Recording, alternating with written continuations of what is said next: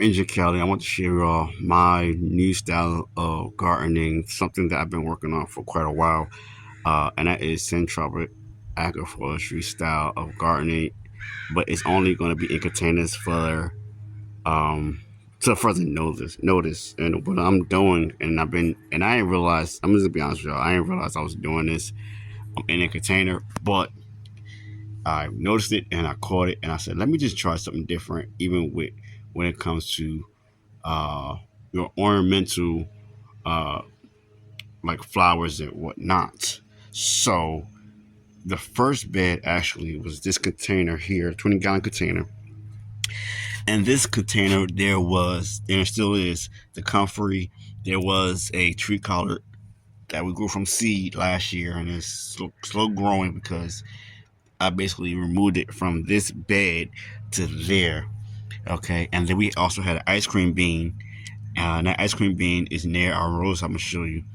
It's not doing so well, unfortunately. We have a second one, but it was here, and underneath that started to grow a loquat, and that's the reason why I moved the the those two species. And then we got a second loquat started growing, and I said, okay, I definitely need to move it. And then here we have some looking like a blue potato, Russian blue potato growing there. But what was helping in all of that was this Cinderella plum, keeping it as a nice canopy, shaded, etc. That was this first bed. So what I decided to do was take Comfrey, place it here, okay, and use it as support species to this bed, to this rose, and to the rest of this garden bed here. I then decided to go ahead and add lemongrass. Okay, now lemongrass is nice chop and drop, great also for your consumption as eating, also to great for a tea. But I had lemongrass before in my family's garden, and I didn't realize I was, to be honest, I didn't know I was doing the chop and drop method that everyone talks about using, and I was not the first, but this was several years ago, and I decided to bring lemongrass back to use as a support species, and also as for our consumption. So that is this bed. So you're looking at an ornamental, perennial, and annual bed with support species. Now let me go and show you another bed. And this is also a great support species, moringa, good for consumption, also good as a fertilizer and support species to the agroforestry style of gardening. I have several beds that I'm working on, but I want to show you this one here. Don't mind those bags; that's something that I'm working on too for the future. But this here is a lemon Swiss chard.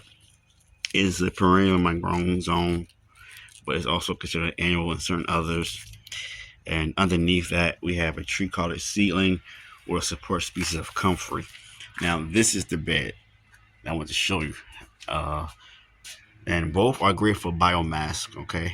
Help your soil out, the comfrey and the lemongrass. But this is also number one. This is the queen of them all, of one of them.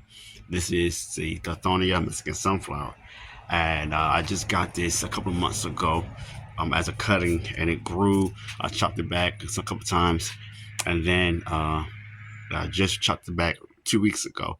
And within 2 weeks, guys, look what happened. It started to push out new growth. I would suggest, if you're going to grow in a container, go as large as you can, because the more you go large, the better it will have the opportunity to grow and spread and do more, give you more fertilizer. Also, a great support species, and you can use it to chop and drop the leaves. You can use it as a fertilizer tea with the leaves. So you have options. You could use a chop and drop and just use it as a mulch and still get it to feed your fruit trees, your roses, your flowers, any type of flower, any type of vegetable. But look at this, guys. I have a kit mango seedling that's here.